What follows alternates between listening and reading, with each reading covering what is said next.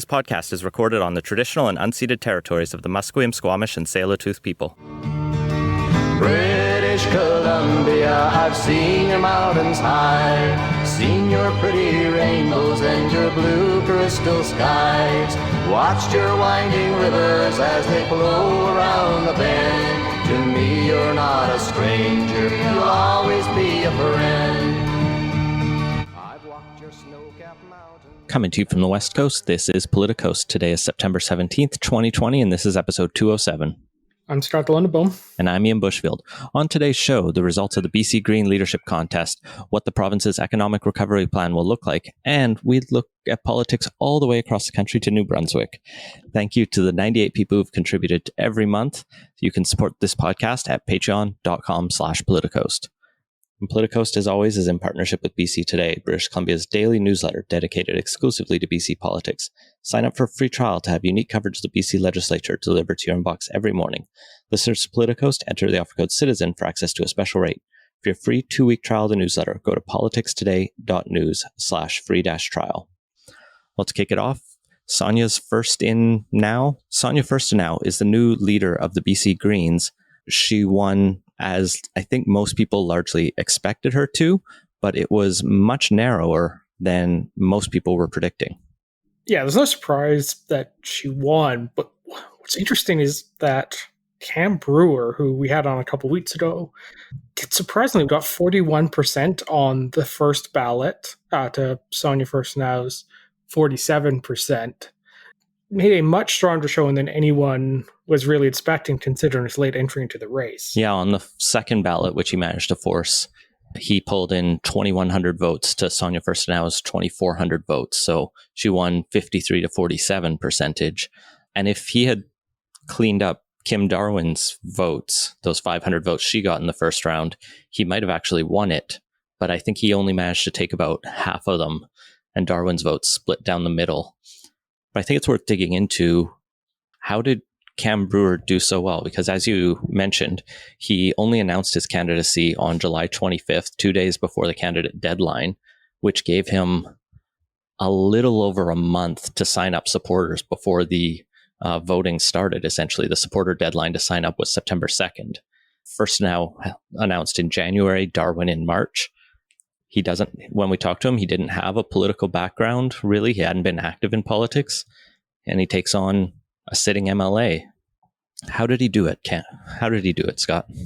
And so I don't have any great insight into the inner workings of his campaign, but if I was to guess, he probably put together a fairly good team for that. And in addition to that, I don't think the BC Green Party is nearly as united as some people think it is, or guess a better way to phrase that is that the Green Party has some pretty different visions about what it should be, and Sonia Furstenau's significantly more left orientation than the previous leader hasn't gone over uniformly. There's kind of two factions within the Green Party, and it can be viewed a number of ways, but the most common is the more like eco-socialist, the left wing of it. And then there's a sort of eco-capitalist, I guess we could call them, or at least eco-centrists, people who would be at home in the BC Liberals at times, maybe at times in the BC NDP,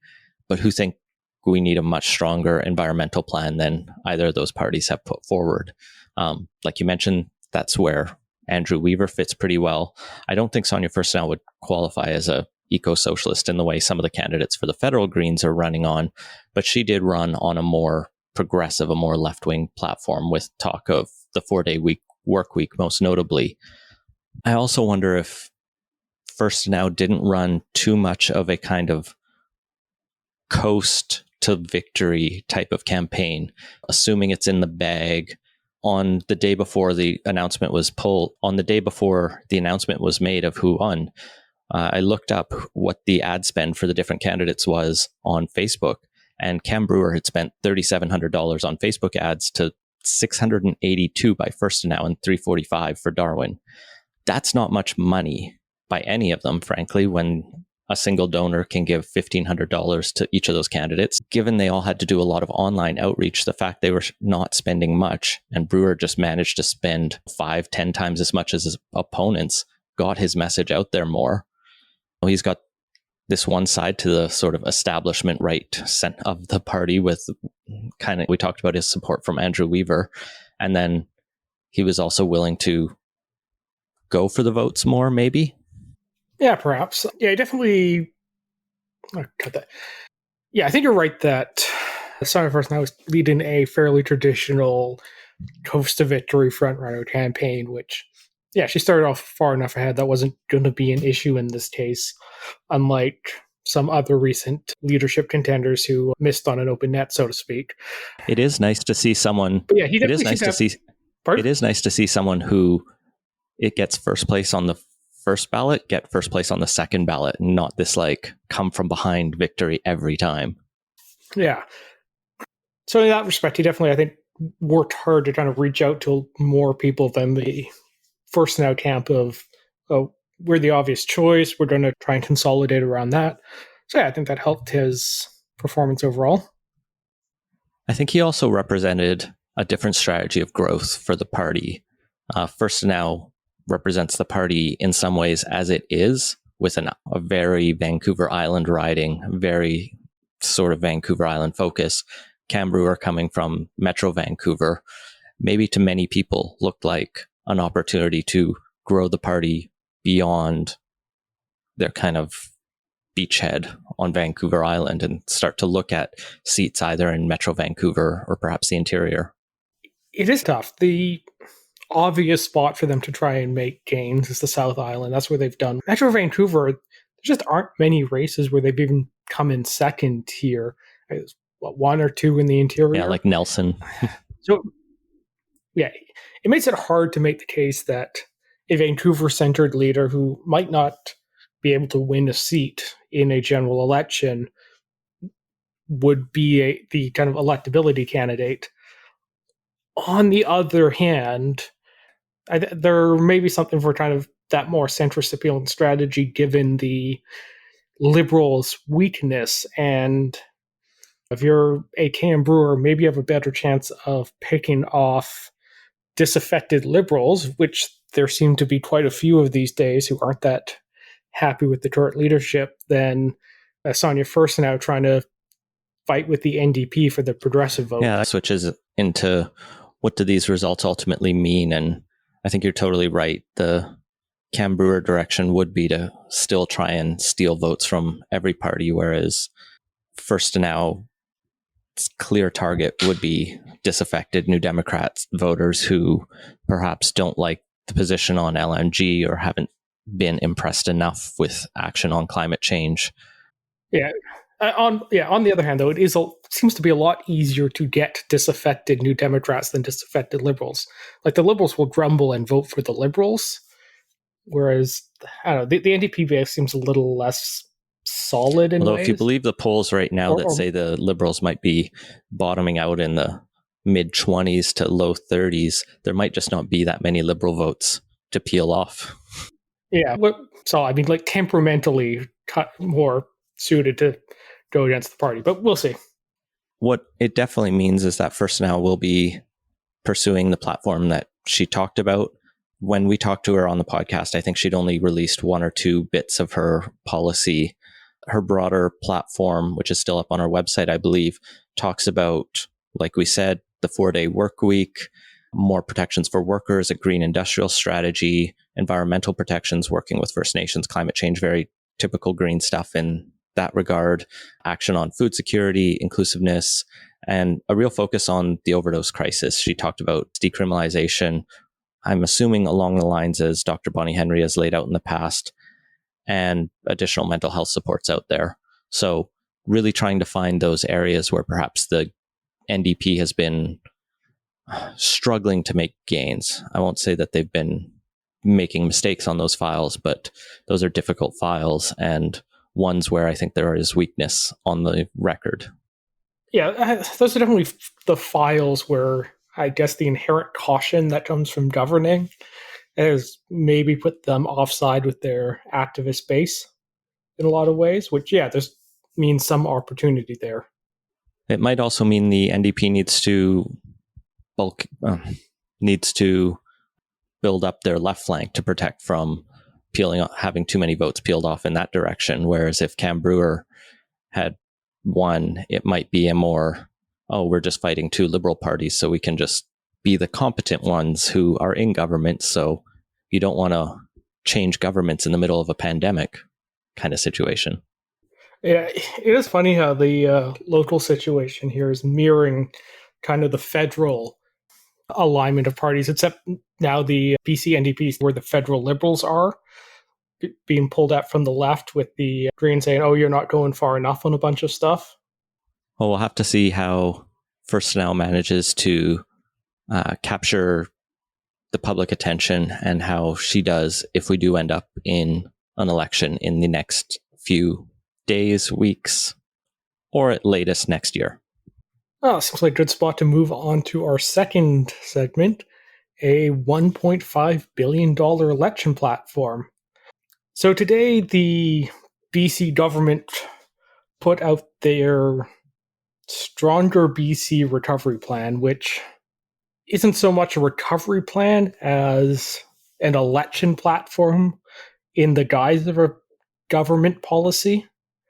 So reading through the document, it lays out a bunch of their actions to address the COVID situation, both in the past and going forward. And the document itself spends at least as much time talking about how great a job they've done up to this point, all the things that the policies they put in place, using very much kind of the NDP friendly framing throughout the whole thing. The whole thing really reads more like an election platform than a typical government press announcement or report. I think it is worth acknowledging that this policy booklet, this announcement, does flow directly from the spending approved by the whole legislature unanimously back in that special session in March, where they said, here is the money we're going to throw at the pandemic. And at the bottom of it was $1.5 billion to be allocated later for recovery. And people went, what does that mean? And the NDP said, well, we'll tell you later. And this is them telling us. So in that sense, it is just government spending that has been approved by the legislature, and it's funding that will roll out regardless of whether we go into an election. As the premier described, it's gone from the hands of the politicians to the bureaucrats to already start rolling out many of these policies. On the other hand, that does make the NDP's push for an unnecessary election even more crass and nakedly opportunistic, because this was money that got set aside when all the parties pulled together. They weren't playing politics back in March, and they all came together to actually address the crisis and get stuff done.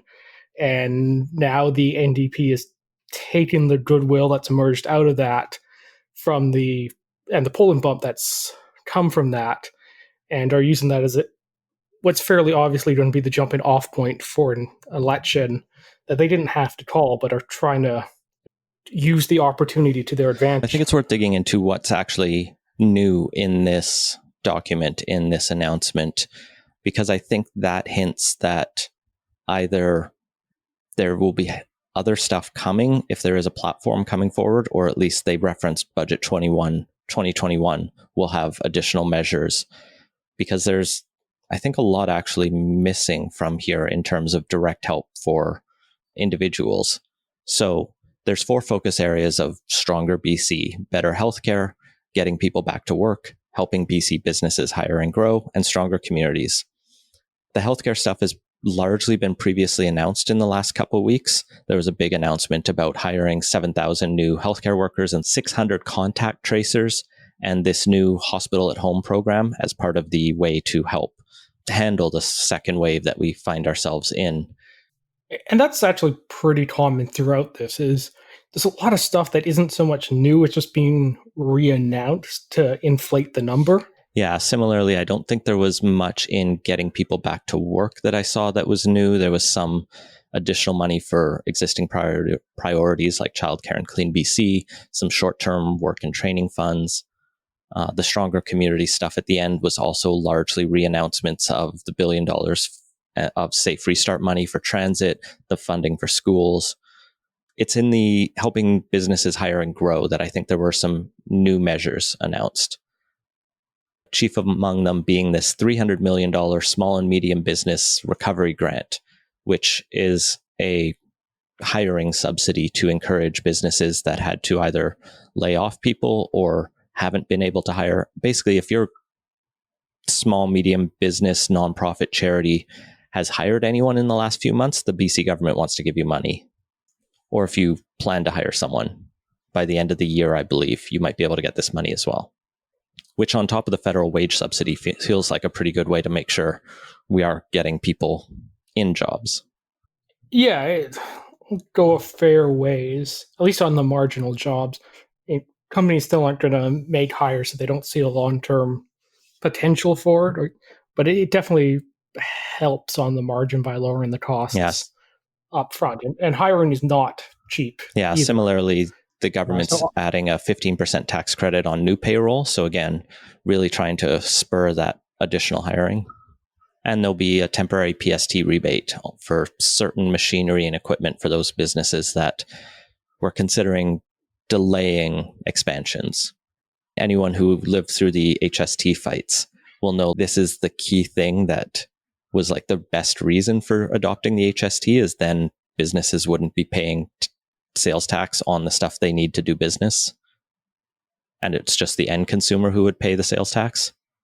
Yeah, it would almost be simpler just to reintroduce the HST, but I'm guessing as high as they are in the polls, they're not really going to want to open that can of worms. I'm hearing rumors and grumblings that Jason Kenney might do a PST in Alberta, but maybe that's a only Nixon can go to China type situation.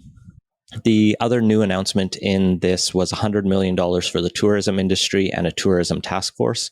I think the industry had wanted a significantly larger amount of money than that, but given how much longer COVID's going to be around, I don't know what you can do for the tourism industry. Like, we keep extending the border closures, so we won't have American tourists. We don't really want to encourage people from other provinces to be traveling here.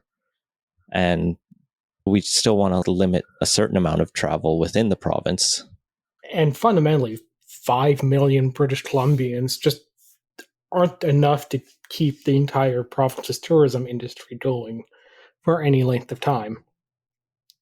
That's even assuming everyone has the money to do a bunch of tourism stuff in the middle of a recession. So best case scenario is you're really just trying to keep the industry on life support for a couple of years. And it's really tough. Anyone I know who's involved in tourism or entertainment has had a really tough go. Some people who are entertainers are starting to find work again, and things are starting to warm up as some physically distanced shows are starting to come around and people are figuring out how to take their shows online, but it's nowhere near the same as it was. So those are really tough industries, and there's not enough in here to support them, which is where I was hoping to see more on the, like, how are we supporting people who can't go right back to the jobs they were in? And there's a bit about retraining or training for new jobs, but not at the scale that it would take to shift entire industries. And that's where I'm almost wondering if additional money will be coming either maybe from the federal throne speech or from a platform to come. Yeah, they have $20 million for short-term skills training for in-demand jobs, which there has to be a lot of in-demand jobs for that to really work. And $20 million isn't a huge amount. Same thing with the $500,000 they have for health and human services targeted training. Just not a huge amount overall. So, like, the healthcare stuff is a good chunk of this, and that is important. And I get why that was, and they did say that was announced early just to reassure people that as cases were going up, there was an effort being made to make sure we could handle it with additional healthcare workers and a plan there. Like I said, the hiring subsidies seem like they're targeted. Yeah, a $300 million injection into the small business sector isn't a bad thing at all, and will probably help, but just relative to the scale of the problem, everything in here just isn't all that big. But I guess we have to wait till budget 2021, because one thing Minister James referenced was that this is between budget spending, right? This is extraordinary spending and isn't the end of it. There will be more coming, and that budget will either be delivered under this current government or under a either larger NDP caucus, or maybe they'll blow their, maybe it'll be a huge mistake, and maybe it'll be the Andrew Wilkinson budget or the Sonia Furstenau budget or some other combination of them. But maybe let's get into, for it. Yeah, on that front, I think it's, I don't want to say a mistake because they're right behind the polls, but definitely I think riskier than the NDP is assuming. Because I've heard nobody that isn't deeply enmeshed in NDP party politics. I mean, like strong supporters, like active people who work for the party, show any kind of interest in an election at all. And it's crassly opportunistic. Everyone can see that there's no real way around that narrative, and it's gonna be tough to tell people that you can't do a whole bunch of things you want to do. We're barely keeping the school situation going. We're getting record levels of new COVID cases, but the real important thing right now is we have an election to strengthen John Horgan's position for the next few years. I think one of the things that I don't disagree with any of that, but I think one of the things that must be going through the minds of the people closest to the, premier and those making these decisions, or who are set to make these decisions, is that those concerns will definitely be voiced and loud for a week or two. But the question is, will they persist through the entire election? Or will we all get over it in 2 or 3 weeks and then start focusing on the actual debate of who's going to win? And there'll be some begrudging, I'm sure. But I think the hope within the government must be that people will get over it, just accept that it's happening, vote in advance, vote by mail, do whatever they can to do it safely, and we'll go that way. I mean, perhaps, but on the other hand, though, it's a case where, up until now, the NDP's done a pretty good job of not seeming particularly partisan, or the grand chess masters who are just making moves for purely opportunistic political reasons.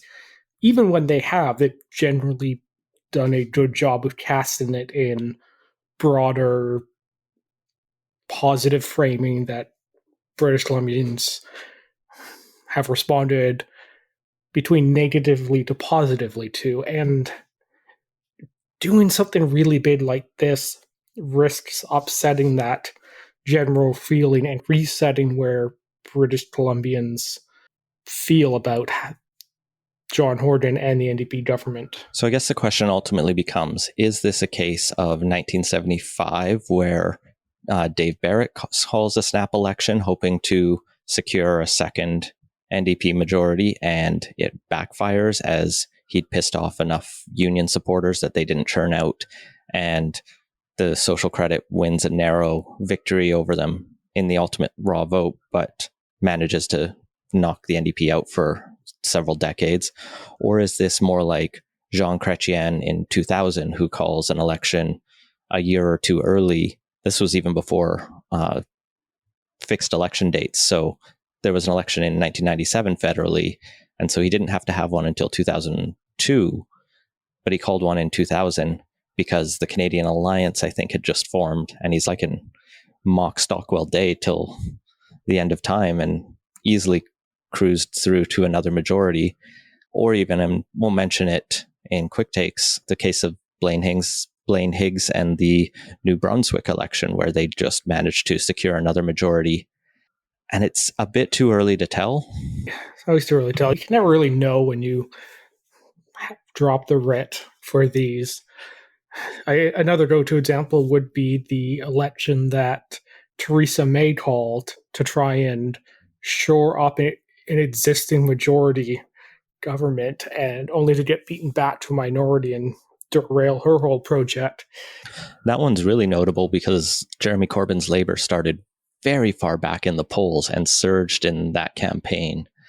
You had an unlikable, fairly unpopular leader of the opposition. Fair enough. I was going to say he's a different politician than Andrew Wilkinson, but actually, when you put it that way, they might be ideologically very different, but temperamentally, maybe not as much.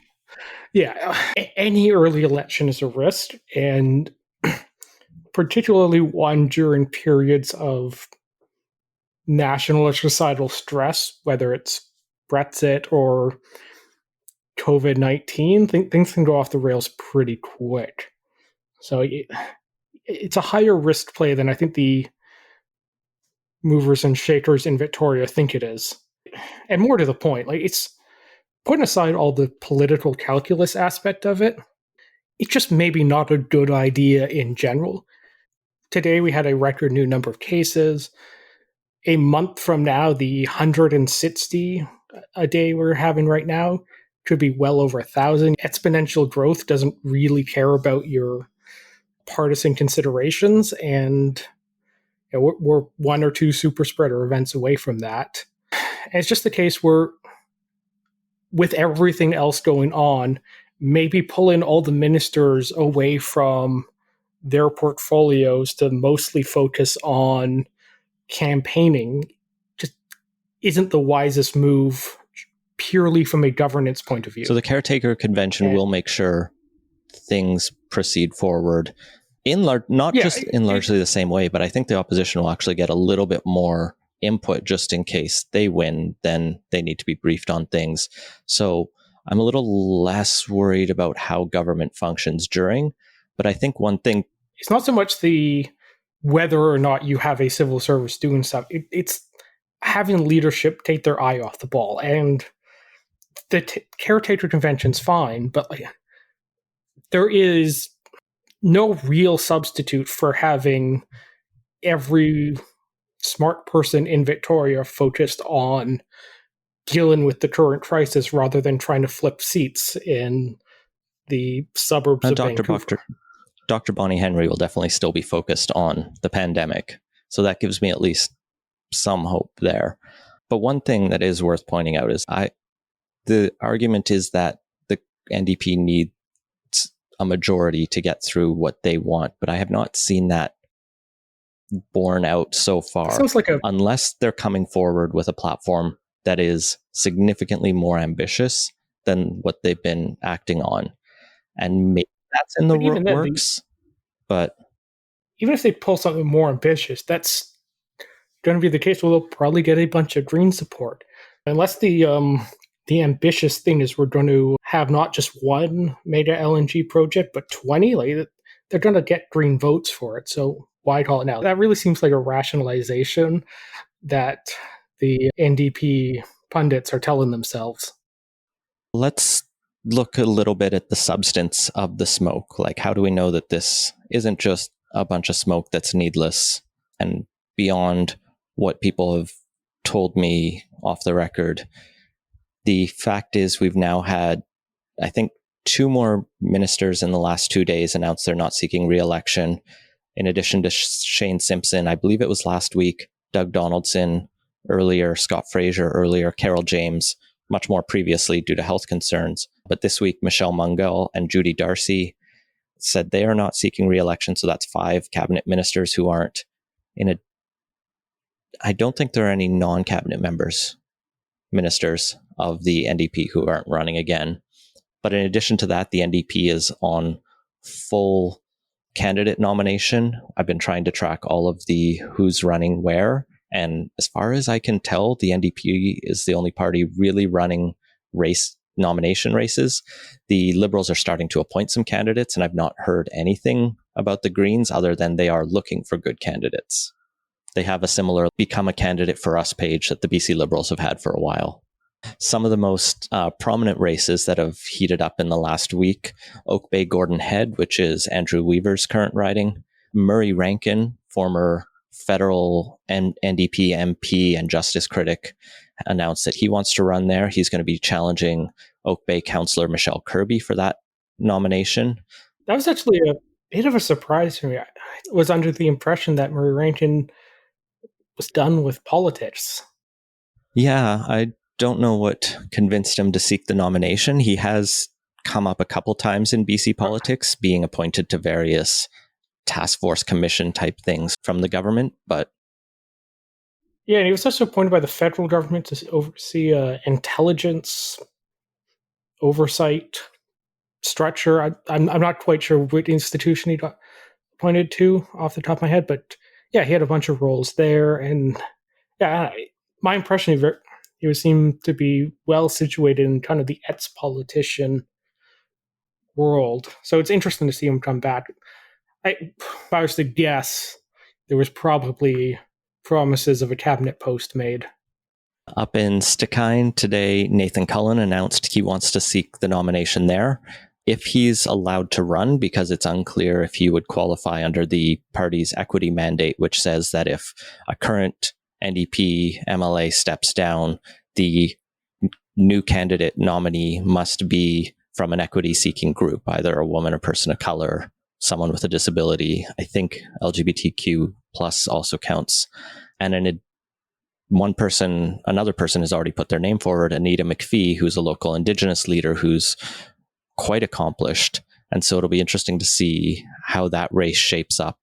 The party's in a bit of a sticky situation there, because if they say no to Nathan Cullen per their policy, popular, charismatic, well-liked guy, and would do well as an MLA, but then if they say yes to him, it looks like they're not following their policy and favoring their guy over an Indigenous woman who wants to seek the nomination.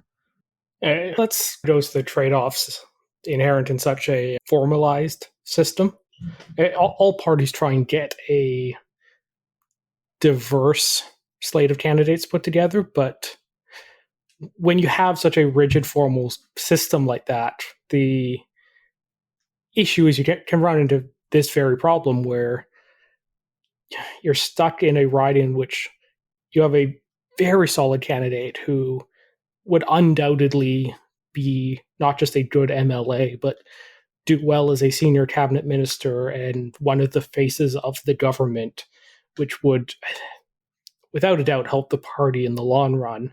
And I don't know enough about Anita McPhee to really say one way or the other whether she would surpass that, but it definitely becomes a problem where you want to be able to have that flexibility and maybe try and offset it in a different nomination rather than trying to have to stick to such a rigid system. Yeah, it's a continuous source of contention within the party and within the punditry. I think arguably it has successfully increased the diversity of the NDP's caucus. Now, whether that would have happened without it, people can argue both ways, but the NDP does have a very diverse caucus, and that makes our legislature more diverse, which is, I think, an overall positive for our politics. The thing with Cullen is he might have been able to just run in Skeena, which I believe he doesn't live in. I think he actually does live in Stikine, but if he ran in Skeena next door and challenged Ellis Ross for that seat, then everyone could be happy. Yeah, it might be a little more of a difficult pickup. But yeah, also, like, the institutions that have these very formalized systems are also probably the ones that need it the least. And the NDP being what it is, I don't doubt that the membership and the people in charge of selecting candidates wouldn't already try very hard to get a diverse slate. So maybe not, it may be just another layer of complication where it doesn't have to be. And if any place needs those sorts of explicit policies, it's probably not the ones that are so culturally and ideologically focused already on achieving those outcomes. And eventually it will void itself. Like at some point, they will have achieved diversity proportionate to the population. And there is does it actually have a sunset clause? I don't know. Once they reach a representative cross section of the province, I'd have to go back and look at it. to figure that out. But there is also the famous Ruth Bader Ginsburg approach, which is how many women on the Supreme Court of the United States is enough? And she says 9, because we've had centuries of 9 men on the court. So let's have some time with some all women courts. And I don't know if that argument will fly, but I like it. I find it amusing.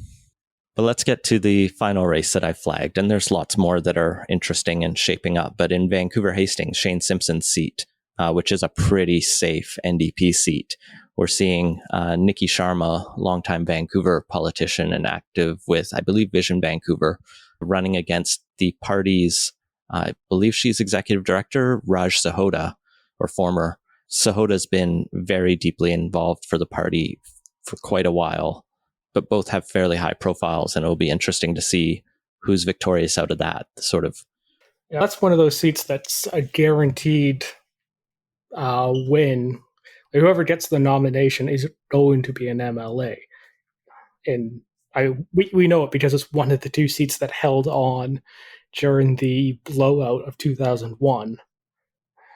The other being my riding, which I'm not necessarily happy about and wish we'd gotten electoral reform, so my vote would actually matter. But yeah, there's a very strong incentive to try and get a Vancouver Hastings or Vancouver Mount Pleasant nomination if you are a New Democrat. Oh, electoral reform, something we will probably only see in the Greens platform, unless the others talk about a citizens' assembly, because I remember Wilkinson being sympathetic to that, at least during the debates. But after the results of that referendum, I don't know if the NDP or Liberals will want to touch electoral reform for quite a while, sadly. I don't think the Liberals will, just because they came out against it so hard, and there's the assumption among a lot of rank and file Liberals that electoral reform would doom the party to perpetual minority status, even though they have a much better track record of winning the popular vote and overall, not just pluralities, but outright majorities of the vote in the past. I don't think it would be as bad as the Liberal partisans think it would be, but they definitely have convinced themselves otherwise, that they're not going to touch it for, I don't know, whenever the next time they come out on the losing side of first past the post. We need another 1996 election where the NDP wins the seats, but not the popular vote. Yeah, we get another one of those. The Liberals will take another look at it, but until that happens, they're not going to. And my other favorite headline from the week was that Andrew Weaver, I think it was earlier today, said that an election call wouldn't violate the confidence and supply agreement. Just stick it in his caucus colleagues again. I don't really get the point of his comments anymore. I don't think there's an explicit statement that there wouldn't be an election. So the confidence and supply agreement actually starts off by saying the agreement between them is effective from 2017 for 4 years or until the next fixed election date. And there's no, unless the government decides they want to call an election. So yeah, it's definitely against the spirit of the confidence and supply agreement. But that document was never legally binding anyway. So I guess here we are. So yeah, you're right. It's not legally binding, but it's definitely against the spirit of it. But there's no way to really hold them accountable to that, and there's no court that would touch this at all. So yeah, it is what it is. I don't know why Weaver said that, other than to, I don't know, get headlines, stir the pot a bit. Nevertheless, unless something changes in the premier's mood in the next, I think it's 48 hours, I think they're having a core caucus leadership party meeting either today or tomorrow to really hash out whether we're doing this. I think we're going to see an election call by next week. And hey, maybe I'll be wrong, but I hope you are. I like talking about elections and thinking about politics, but honestly, this really just feels like one more damn thing this year that I don't want to have to deal with, and it just feels potentially exhausting. So I don't know. I hope the NDP come to their senses and don't proceed with an election and just decide to ride it out the full 4 years and just not subject BC to this. At very least, And I'm guessing it probably not. at very least, it would be a nice distraction from the U.S. election, which I do not want to pay attention to. I am not sure about that at all. And that is because there's nothing Canadian politicians like more than trying to import US political cleavages into Canada and to try and exploit them. Like guns and abortion. Like nobody is seriously proposing adopting US positions on either of those, but they get dragged up every federal election because it's good politics for the mostly the Liberals in that case, sometimes the NDP too. Like trying to do a Canadian election when there's a US one going on, you're just going to blur the lines too much in a way that I don't think is helpful. And honestly, I think Canadian politics and BC politics would just be a lot healthier if there was just a giant bear firewall or whatever along the border that just stopped the news coming in for a while. Completely impractical. No way that would be legally or just policy-wise a good idea, but it would certainly make Canadian politics healthier, I think. At very least, I'm glad that the BC Liberals haven't fallen down the populist path that a lot of other center-wing parties have. And so we at least have that going for now. Hopefully that stays, because I appreciate that.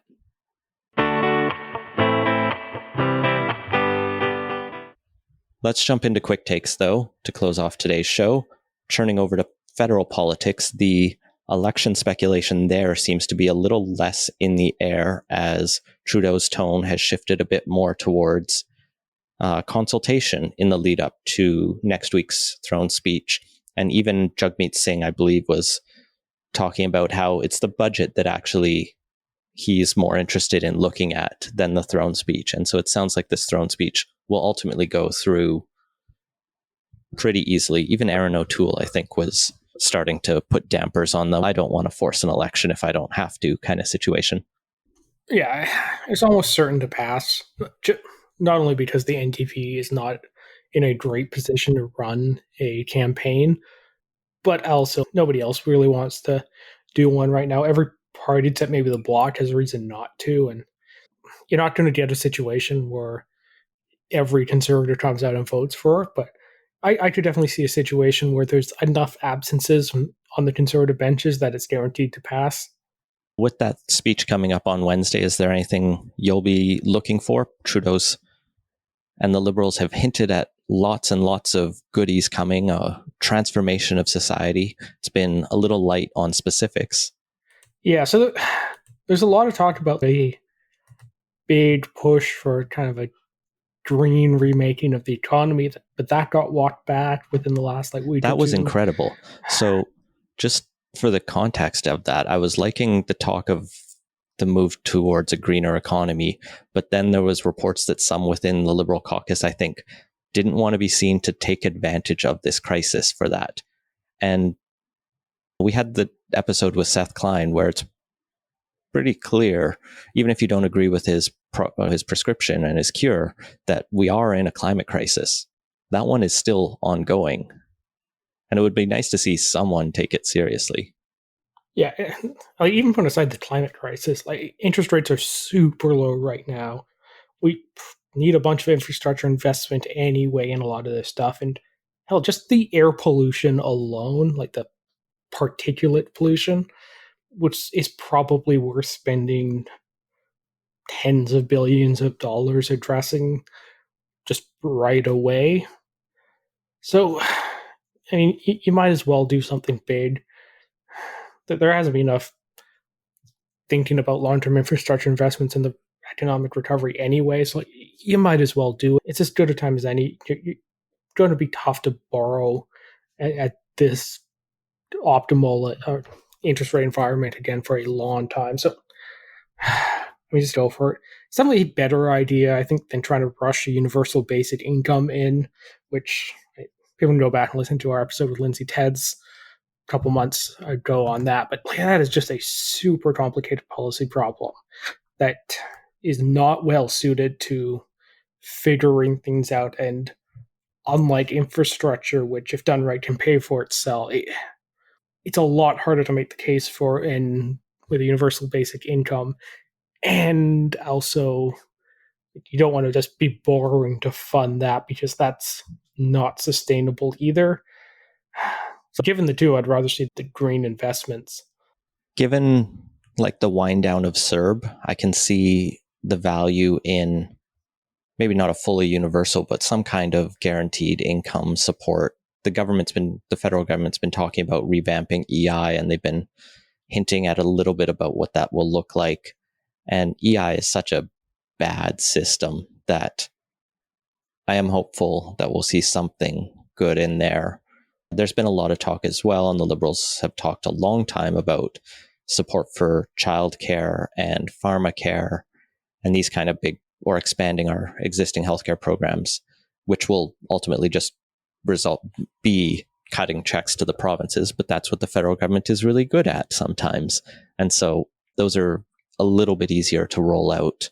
And hopefully we can see those. Maybe he'll come back with electoral reform. Maybe he'll have changed his heart on that. I doubt it, but it would be nice. There is zero chance that's going to happen. We'll see which of those come true and which are just vaguely hinted at on Wednesday, and we'll talk about that next week. The flip side of green infrastructure investments are pipelines, and Energy East is back in the news again as Aaron O'Toole made a fairly definitive statement after talking with the Premier of Quebec, Francois Legault, that Energy East is definitively off the table. The pipeline that no one was going to build, that Quebec was going to fight like hell to stop, and really seemed dead, is dead. Yeah, so I mean, the thing that's newsworthy about this, or at least the interesting thing about it, isn't that Energy East is now less likely to get built because it wasn't going to get built anyway, but how the Conservatives are positioning themselves. Andrew Scheer, for whatever reason, raised Energy East a few times during his time as leader, and it only hurt the party in Quebec. They've already pretty much won every vote they possibly can in Western or the Prairie provinces. They're not going to run at the store anymore. And it doesn't matter. They can afford to lose 10 points across the prairies and still sweep the region. But with it, the Conservatives really need to make gains in Eastern Canada, and taking Energy East off the table is something that'll at least not hurt them there, maybe help them a bit. So what it really says to me is that O'Toole's learned the mistakes from his predecessor and isn't going to repeat them, isn't as much shrewder about how he approaches a lot of these issues, and as a result, I think has a much better shot at forming government than Andrew Scheer ever did. Yeah, it seems like he was making a hard play for Quebec this week. He also talked about Bill 21, the laïcité, quote unquote, secularism law. Aaron O'Toole said in English, I guess, that he didn't like the law, but as a government, he would respect the provincial autonomy to pass such a thing. And I think he was even a little bit more supportive in the language when he talked about in French, saying how much he values secularism and things like that. He also even supported a Bill 101 expansion, and that's Quebec's very controversial French language law that has been one of the few uses of the notwithstanding clause, as Quebec wants to preserve and protect the French language and keep English out of the province. Both controversial things outside of Quebec, but largely popular in Quebec, especially with, I think, voters who would be more open to going to the Conservatives. So yeah, and this fundamentally doesn't put them in much of a different position than the Liberals in Quebec. So in that front, I think it really just removed another potential weakness for them in Quebec, which is once again probably good political strategy on O'Toole's part. The only other thing I wanted to mention with regard to O'Toole and Quebec is that apparently the Conservative caucus had a exposure to COVID, and so did the Bloc caucus, including Yves-François Blanchette's wife. And so a lot of them are in isolation right now and working from home or wherever. I hope they all get better or don't fully come down with symptoms, but shows you how the virus really is getting everywhere. And maybe the Conservative call to reconvene Parliament fully is not the wisest move. I should just do it in the lawn in front of the Parliament buildings. Problem solved. That'll be great in February. They can do it on Rideau Canal and skate up and down. Bundle up. Moving a little bit further east. If anything, it should cut the speeches short. Oh, moving a bit further east to New Brunswick. They had an election this week as Premier Blaine Higgs sought to turn their very unstable minority government hung legislature into a majority government, and his gambit paid off, which probably only helps fuel the ambition and almost, let's say, arrogance of the people behind the scenes in the BC NDP. I was really hoping that the incumbents in New Brunswick would lose entirely for that reason. So John Horgan and the team in his office would get cold feet about the idea. But alas, that did not happen. And the PC party in New Brunswick's fairly decisive win. The leader of the opposition, Kevin Vickers, actually lost his seat. So, yeah, overall a good night for the New Brunswick PCs. They picked up a few percentage in the popular vote. I think some of the polls on the night before elections were almost even, that it could go either way. But the PCs got a 5-point lead, 39-34 over the Liberals, which translated into quite a swing in seats. So the PCs have 27 seats now, the Liberals 17. The Greens held on to their 3 seats, and I think they picked up a few votes. And the People's Alliance, which is very unique to New Brunswick, so I won't even talk about it, party, they lost a seat.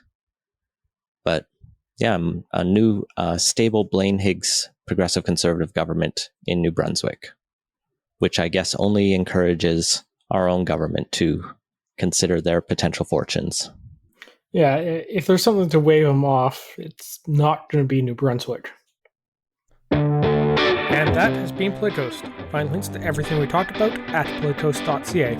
Support the show and get access to our Slack channel at patreon.com/playtoast. Our intro music credit is Beautiful British Columbia by Serge Plotnikov. Playtoast is a production of Legend Boot Media, and editing services are provided by CHLY 101.7 FM in Nanaimo. Wash your hands and stay home. Thanks for listening.